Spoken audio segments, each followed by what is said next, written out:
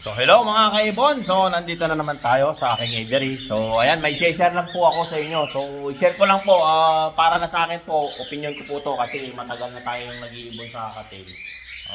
Hindi ko man sigurado yung sa annotation na RS o Recessive Silver mga kaibon. Yung RS o Recessive Silver po ay uri siya ng palo o RS Ashen Palo. Ashen Palo, yan, tama. So ayan, Ashen Palo, hindi po siya silver. Kasi yung iba, sinasabi nila silver yung kasi recessive silver yung meaning niya. So ayan mga kaibon, uri siya ng palo. Isa sa uri ng dalawang palo po kasi yan. Mayroon tayo minsan tinatawag na bronze palo, saka yung palo, saka yung Ashen Palo. Kaya nabubulol ako. So ayan mga kaibon, magkaiba po yun. Kasi ang silver palo ay silver siya. Ulitin ko, ang silver o silver palo, silver po talaga yan kasi may dark edge marking. O ayan mga kaibon, yun po, may dark edge marking po ang silver o silver palo. Ang RS o recessive silver Ashen Palo ay walang dark edge marking.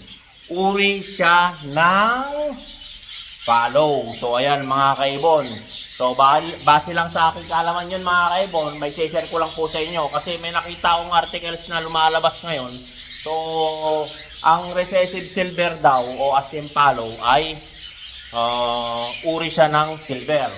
So ika-clarify ko lang po sa inyo, una pa lang ang Ashen Palo o RS o recessive silver na palo ay walang dark edge marking. So ayan mga kaibon, malinaw po ha. Ang recessive silver o RS o Ashen Palo ay walang dark edge marking. So ayan mga kaibon, either red eye siya o wine eye, wala pa rin siyang dark edge marking. So ayan mga kaibon, so sample lang po to, ipapakita ko sa inyo yung kaibaan RS o Palo o recessive silver. I-share ko lang po to sa inyo ha.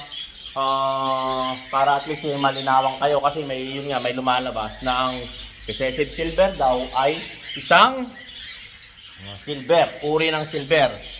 Pag-identify pa lang ng silver, nakalagay doon ay ang meaning ay may dark edge marking. So ayan mga kaibon, so ipapakita ko sa inyo yung sample lang mga kaibon ha, para at least magkaroon kayo ng idea. So ayan mga kaibon, ang silver palo ay may dark edge marking o silver ay merong dark edge marking. Yan, kagaya nito, may dark edge marking siya. Kung nakikita nyo, ayan nakikita yung dark edge marking niya na black. So kagaya din yun, may dark edge marking black. Ayan yan ay silver. So ayan may mga dark edge marking, silver palo po yan mga kaibon. Ang tinatawag na recessive silver o RS, ayan po, ganyan po ang style ng RS. Wala pong dark edge marking. Ayan, malinaw na malinaw po mga kaibon ha, ganyan po. Red eye siya, recessive silver. Nakikita nyo, wala pong dark edge marking, kaya hindi po siya uri ng silver. Tinawag lang yan, sinauna na recessive silver, pero hindi siya silver palo. Recessive silver po siya. Ang silver palo ay may dark edge marking. Ayan, nakikita nyo mga kaibon, palo siya, pero may mga dark edge marking. So ayan makitang-kita yung mga dark edge marking niya. So ayan, kagaya din yan. Ang recessive silver kasi mga kaibon, wala. Kagaya nito, recessive silver, walang dark edge marking. Kagaya din ng mga yan nakikita nyo yung mga yan mga kaibon, may dark edge marking sila kitang-kita ayan. Yan ay palo na silver. Uri yan ng silver kasi may dark edge marking, palo pa siya. So ayan, mga double factor.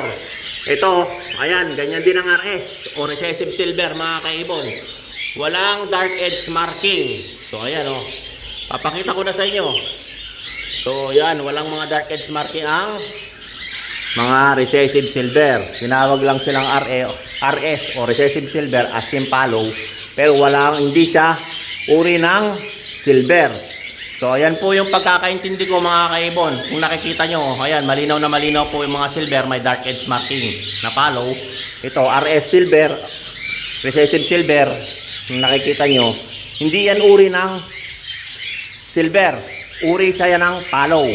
Yan, para mas malinaw, uri po siya ng palo. Pag may dark edge marking na kagaya nito, uri siya ng silver, pero red eye. So, yan ay silver palo. Ito, RS, recessive silver, uri siya ng palo. Pero ito, uri siya ng palo, pero silver siya. So, ayan, huwag kayong malilito ha, mga kaibon. So, ayan ang explanation ko. Hindi po, ang RS ay hindi po uri ng silver. So, uri siya ng palo. So, ayan, mga kaibon, uri siya ng palo. Pag ganito, mga palo na ganyan, na silver, ibig sabihin, silver palo yan. Uri siya ng palo, klase siya ng palo, klase din siya ng silver. So, combination yan mga yan. Yan o, mga recessive, ay mga, ano to, mga silver palo. So, ayan, mga kaibon, makikita nyo mga dark edge marking nila, makikita nyo na. So, ayan, may mga dark edge marking, ibig sabihin yan, mga palo, silver yan. Ito naman, RS, recessive silver, uri siya ng palo, pero hindi siya uri ng silver. So ayan. So ayan mga kaibon, naintindihan nyo na po. Yun po ay base sa aking kaalaman lang, pero hindi natin alam sa libro kung tama yung sinasabi ko. Pero para sa akin yun po yung opinion ko. So ang RS o recessive silver o an asim palo ay hindi uri ng silver.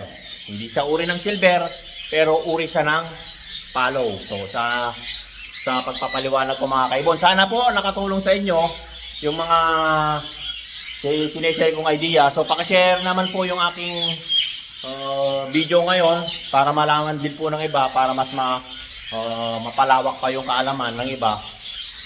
Para sa aking opinion lang po yon. So depende na po sa ibang breeder. Itanong po natin sa iba kung meron. Kung meron pa ako kayong idadagdag mga master, pakidagdag na lang po sa comment below, paki-comment lang po sa baba. So ayan mga kaibon, so sana nakakatulong sa inyo. Don't forget to subscribe my YouTube channel, Warren Palakpak Kaibon, at ang aking Facebook page, Warren Palakpak Kaibon, at ang aking Facebook, Warren Palakpak Mr. Tigasing. So hanggang sa muli mga kaibon, maraming salamat.